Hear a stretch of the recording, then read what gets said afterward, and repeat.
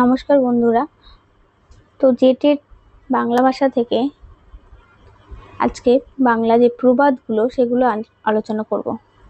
এর আগের ভিডিওগুলোতে জেটেটে কারো বিভক্তি, ক্রিয়ার কাল এবং অনুসর্গ, উপসর্গ এবং এরকম অনেক টপিকগুলো অলরেডি আলোচনা করেছি। তো যা যা দেখোনি অবশ্যই দেখে নেবে। আজকের পর্বটা কিন্তু 21 নম্বর। তো অলরেডি কিন্তু 20 নম্বর ডিসকাস করেছি। তো দেখো, আজকে বাংলা প্রবাদ, যেগুলো ইম্পর্টেন্ট প্রবাদগুলো আছে সেগুলো আগে আলোচনা করব। আচ্ছা, প্রবাদটা একটু হালকা বেসিক দেখো। প্রবাদ বলতে আমরা নর্মালি দেখো সমস্ত ভাষাতে প্রবাদের প্রচলন আছে। প্রবাদ হলো প্রকৃষ্ট লোকবাদ, অর্থাৎ মানে আমরা অনেক কথাই বলি না যে এটার থেকে এটা ভালো, ছাই ফেলতে ভাঙা কুলো, এরকম টাইপের অনেক প্রবাদ বাক্য আমরা মুখে মুখেই বলি। তো এগুলো কিন্তু বাঙালি যে সংস্কৃতি, এগুলো তো মৌখিক যে পরম্পরা, তো সেক্ষেত্রে তো প্রবাদের মূল্য, প্রবাদগুলি কোনো এক একক ব্যক্তির নয়, গোষ্ঠী জীবনে যে সম্মিলিত সৃষ্টি। তো এক্ষেত্রে আমরা অনেক রকম কিন্তু প্রবাদ বাক্য ব্যবহার করে থাকি। এবার যেমন এখানে দেখো, এবার এখানে কিন্তু ভারতচন্দ্র ভোলামাইরা, বঙ্কিমচন্দ্র, রবীন্দ্রনাথ ঠাকুর, মুকুন্দ দাস, এগুলো আরো নজরুল ইসলাম, অতুল প্রসাদ সেন প্রমুখের নাম কিন্তু উল্লেখযোগ্য রয়েছে। তো মেন যেটা প্রবাদ সেটা দেখে নিই। দেখো, প্রথমে বলেছে তাল ঘষলে গন্ধ মিঠা, নেবু ঘষলে হয় তিতা। তা আমরা অনেক সময় যে কোনো কথা বোঝাতে বলে ফেলি, যেমন ক্ষেত্র অনুযায়ী ফল লাভ। এটার মানে কি? ক্ষেত্র অনুযায়ী মানে যেই ক্ষেত্রে যে এরিয়াতে সেরকমই ফল পাবো। তো তাল ঘষলে গন্ধ মিঠা মানে তালের কি হয়, আমরা এরকম বোঝাইতে যে যদি ভালো কিছু কাজ করো, অনেক সময় ভালো কর্ম করলে ভালোই ফল পাওয়া যায়, আর কিছু হয়তো খারাপ কর্ম করলে খারাপই ফল পায়। তো তখন আমরা ওটাই বলি যে তাল ঘষলে গন্ধ মিঠা, আর নেবু ঘষলে হয় তিতা। তো নেবু যদি ঘষি মানে লেবু আর কি, সেখানে আমরা যদি লেবুকে যদি স্লাইস করে ঘষি তাহলে কিন্তু তেতো ভাবটা পাই, অথচ তাল যখন আমরা ঘষি তালটা কি মিষ্টি হয়। তো সেটাই বলেছে যে ক্ষেত্র হিসাবে লাভ। তো ক্ষেত্র, যেই ক্ষেত্রে যেমন তুমি আচরণ করবে বা যেমন পরিশ্রম করবে, সেক্ষেত্রে তেমনই লাভ হবে। এবার ধরো এই পরীক্ষার প্রিপারেশনের ক্ষেত্রে হয়তো অনেক সময় মানে ভ্যাকান্সি আসে না, এরকম অনেক সমস্যা হয়। কিন্তু আমরা যদি ডেলি এরকম ভাবে পরিশ্রম করে যাই, প্রিপারেশনটা কন্টিনিউ করে যাই, তখন কিন্তু আমাদের সেই ক্ষেত্রেগুলো আমাদের কিন্তু কোনো না কোনো সময় একটু ফল পাওয়াই যাবে।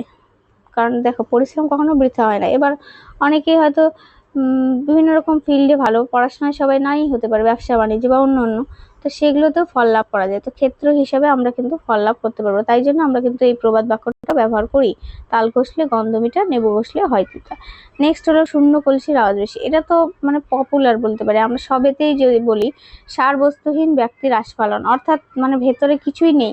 যেমন বাঁশ বলে না, ফাঁকা বাঁশ, তো সেরকম ধরো বাঁশের ভেতরেই ঘুণ ধরে গেছে, কিন্তু সেখানে যদি মানে তাও যদি কথা হয়, তো সেখানে আমরা বলি শূন্য কলসির আওয়াজ বেশি। অনেকেই মানে ভেতরে কিছুই নেই। দেখবো অনেক ক্ষেত্রে এমন এমন ব্যক্তি আছে যারা, বিশেষ করে অনেক ক্ষেত্রে আমরা এটা মিল পাবো পলিটিশিয়ানদের অনেকেই আছে যারা কিন্তু ফাঁকা আওয়াজটাই বেশি মারে। যেমন এই যে মানে বর্তমানে যে এমন একটা হয়ে গেছে সমাজ, যেখানে পলিটিশিয়ানরা মনে করে যে যদি হলো মানুষদের মানে কোনোভাবে কনভিন্স করি, তো সেক্ষেত্রে এটা দেবো, আমরা এটা দেবো, আপনাদের এই এডুকেশনের ক্ষেত্রে এই পরীক্ষা হবে, ওই পরীক্ষা হবে, এই ভ্যাকান্সি হবে, এরকম। তো সেক্ষেত্রে কিন্তু ভেতরে অ্যাকচুয়ালি কাজ করলোই না, কিন্তু মানে শুধু দাবি ভোট পাওয়ার জন্য তারা কিন্তু দাবি করে যায়। তো এই ক্ষেত্রে আমরা তখন দেখি যে শূন্য মানে কলসি, অর্থাৎ মানে ফাঁকা, ভেতরে আসলে কাজটা কিছুই করবে না, কিন্তু বড় বড় যে লেকচারগুলো সেগুলো কিন্তু দেবে যে ভোটটা পাওয়ার জন্য। এবার মানুষ সেই বিশ্বাস করে ভোট দেবে, কিন্তু আলটিমেটলি দেখবে যে সেখানে কিন্তু কোনো ফল হচ্ছে না। তাহলে শূন্য কলসির আওয়াজ বেশি, সেক্ষেত্রে আমরা বলতে পারি। তারপরে নুন আনতে পান্তা ফুরো, এটা তো আরো পপুলার। দেখো, দরিদ্রের অসহ অবস্থা মানে কি, দারিদ্রের ক্ষেত্রে অনেক সময় ধরো এমন পরিস্থিতি ফেস করতে হয় আমাদের, যেমন টাকা পয়সার ক্রাইসিস, আর এখনকার দিনে জবের সমস্যা সবারই। তো এই জন্য এখনকার দিনে কম্পিটিশনও বেশি, আমাদের সেইভাবে প্রিপারেশন নিতে হয় সবকিছু ম্যানেজ করে। অনেকে একটা মানে এতদিন ধরে প্রিপারেশন নেওয়াটাও সম্ভব নয়, এই কারণে কি করে, কিছু না কিছু কাজের সাথে যুক্ত হয়ে যায়। তো সেক্ষেত্রে ধরো এইটার সাথে ওইটা ব্যালেন্স করা, সেরকম মানে পরিবারের এমন অবস্থা যে সবকিছু ম্যানেজ করে আবার প্রিপারেশনের জন্য সময় বের করা, বা হয়তো ফ্যামিলি সেই সাপোর্টটাও করবে, সেটাও কিন্তু মানে পাওয়া অনেকটাই কষ্টকর, কারণ ফ্যামিলি এই সময় হয়তো এমন একটা সময় এসে যায়, বয়স হয়ে যায়, তখন কিন্তু বুঝতে চায় না ফ্যামিলি যে, কেননা এখন টাকা ছাড়া তো চলবে না, তো দিনের যে চলার ক্ষেত্রে সেই টাকাটাই ম্যাটার করছে। তো তখন কিন্তু এমন হয় যে একটা মানে সমস্যার সমাধান করছে আর একটা সমস্যা এদিকে তৈরি হয়ে আছে। তো সেই ক্ষেত্রে আমরা বলি নুন আনতে পান্তা ফুরোয়।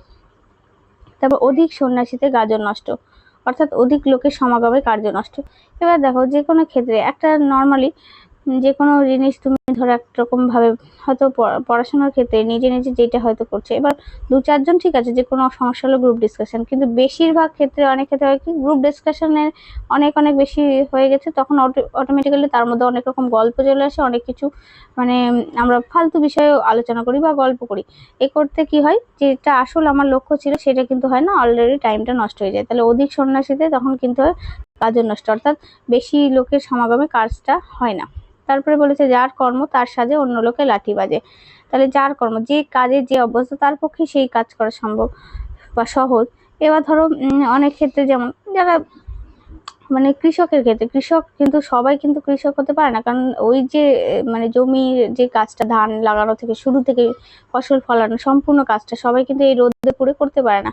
এবার সেখানে যদি মানে যে যারা পারবে সেই রোদের মধ্যে মানে তাপটা সহ্য করে সেই জায়গাতে গিয়ে যারা অভ্যস্ত তারাই কিন্তু এই ফসল ফলাতে পারবে। এবার আমি যদি ভাবি যে মানে এরকম আমাদের মানে অনেকেরই মেন্টালিটি আছে কারো যে তারা হয়তো মানে কৃষকদের আর কি মানে মনে করে যে ওরা তো শুধু ধান ফলায় এরকম।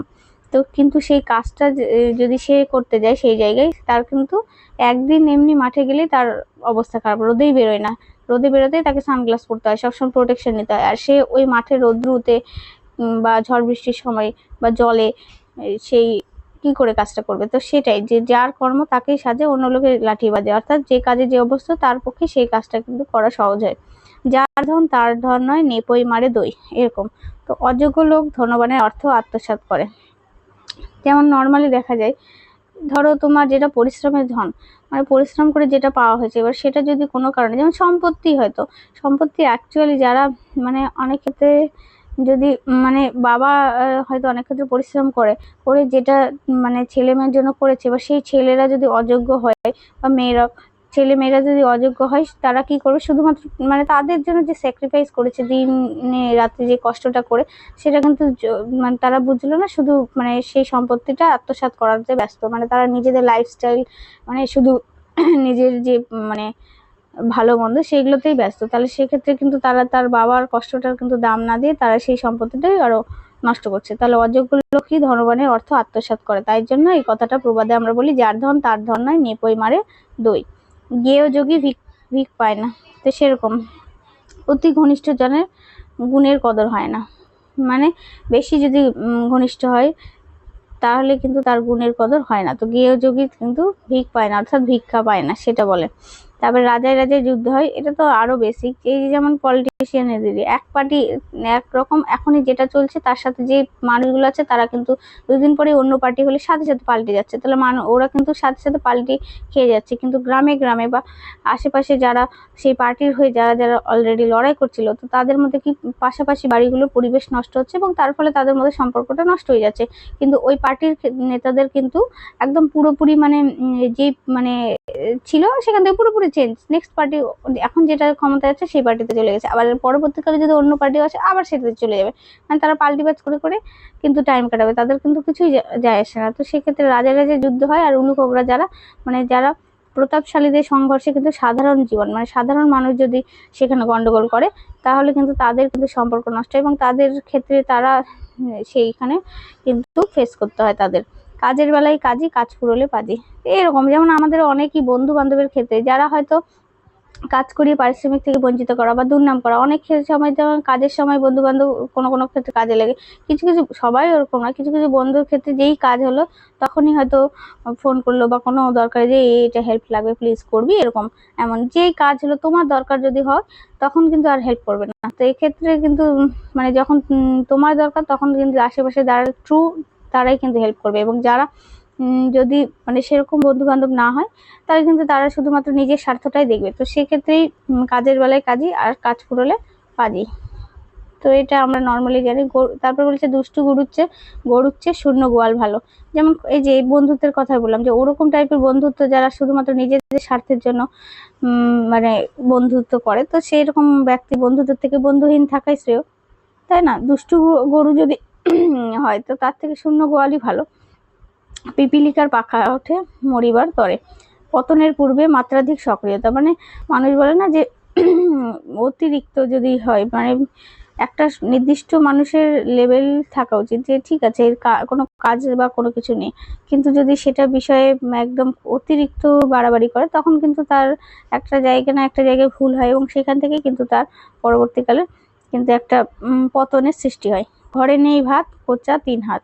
তো সেরকম বাহ্যিক বাবু আনির সমালোচনা আমরা অনেক সময় দেখি, হয়তো এদিকে মানে টাকা পয়সার সমস্যা হয়, কিন্তু এমন হয়তো হাবভাব যে মানে মানে এমন স্টাইলিশ, এমন মানে শো অফ করে, যেমন এখনকার বর্তমানে রিলস দুনিয়াতেই যতটা হয়তো দেখা যায় যে এখানে এখন ট্রাভেল বা এটা ওটা ঘুরছে, প্লেনে ঘুরছে বা এখানে ওখানে, সেক্ষেত্রে যত মানে রিল স্টার দেখা যায়, সে তাদের কিন্তু রিয়েল লাইফটা কিন্তু সবারই যে এক্সপেন্সিভ সেটা কিন্তু নয়, কিন্তু তাদের শো অফের ব্যাপারটার জন্য কিন্তু তাদের মানে এই জিনিসটা দেখা যায়। তো সেক্ষেত্রে ওই কথাগুলো আমরা বলি যে ঘরে নাই ভাত, কোচা 3 হাত।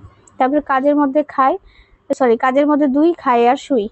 এই তো নর্মালি মানে দুটো কাজে আলস্যময় জীবন চর্চার প্রতি ব্যঙ্গ। মানে যে যদি ওরকম আলস্য কেউ যদি চোখের সামনে অলস হয়, তো তখন আমরা বলি না এই যে কাজের মধ্যে 2, খাই আর শুই, মানে খাওয়া দাওয়া শোয়া ছাড়া আর কিছুই কাজ দেখতে পায় না।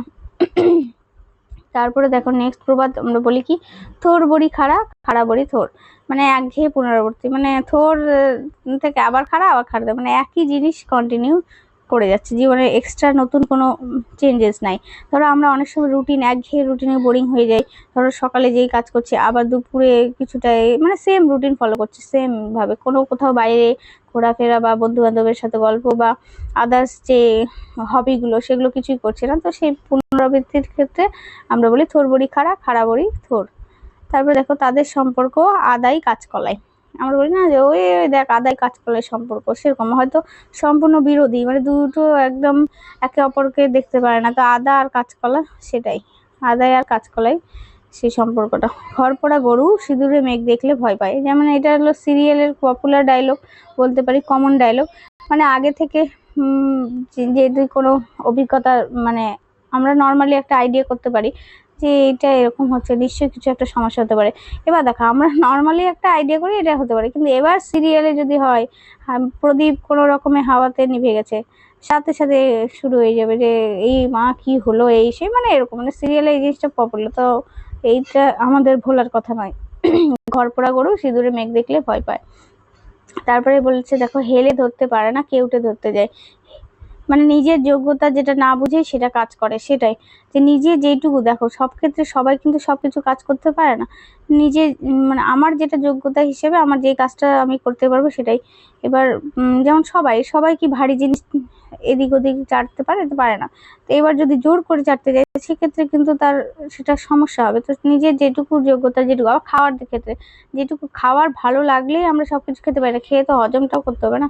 তো সেক্ষেত্রে নিজের যেটুকু খাওয়ার সেটুকুই, যেরকম যোগ্যতা সীমা না বুঝে কাজ করার চেষ্টা। তবে মারি তো গন্ডার, লুটি তো ভান্ডার। মানে বড় কর্মকাণ্ডের পরিকল্পনা, মানে এমনি গন্ডার মারি কিন্তু লুটি তো ভান্ডার, মানে বড় বড় ভান্ডার লুট করি। এ তো পপুলার হওয়ার কারণ ভান্ডারের তো সবকিছু টাকা লুটই করে নিচ্ছে। তারপর দেখো বাজারে আগুন লাগলে পীরের ঘর মানে না। তো এখানে দেখো যেমন দুঃসময়ে কোনো সৎ অসৎ মানুষের মধ্যে ভেদাভেদ হয় না। দুঃসময়, যেমন দুঃসময় যখন আসে সবার, তখন কিন্তু কে সৎ কে অসৎ তখন কিন্তু ভেদাভেদ হয় না। যখন বাজারে যদি আগুন লাগে তো পীরের ঘরও মানবে না, সেটাই বলেছে। এক হাতে তালি বাজে না, এটা তো মানে পপুলার। আমরা সব কিছুতেই দুপক্ষের দোষ থেকে বিবাদ হয়। যেমন যে কোনো কিছু একজনের দোষ থাকে না, সেই জন্য আমরা সবাই বেশিরভাগই বলি যে নিজেদের ক্ষেত্রে এক হাতে তালি বাজে না, আমার একা দোষ নাই, ওরও দোষ আছে। তো সেরকম এইগুলোই ছিল হলো প্রবাদ। এইগুলো কিছু কিছু প্রবাদ, এগুলো নর্মালি কনসেপ্টগুলো ক্লিয়ার রাখা উচিত। এবার দেখো টপিক সিলেবাসে দেওয়া আছে, সেই হিসেবে আলোচনা এভাবে করলে তোমাদের সুবিধা হবে। এবার এমসিকিউ এরপরে কয়েকটা ভিডিওতে এমসিকিউ নিয়ে আসবো, আর কয়েকটা টপিক হলে এই সিলেবাসটা ব্যাকরণে পুরোপুরি কমপ্লিট হয়ে যাবে। আজকে এই পর্যন্ত থাকলো, নেক্সট ভিডিওতে দেখা হচ্ছে। ধন্যবাদ।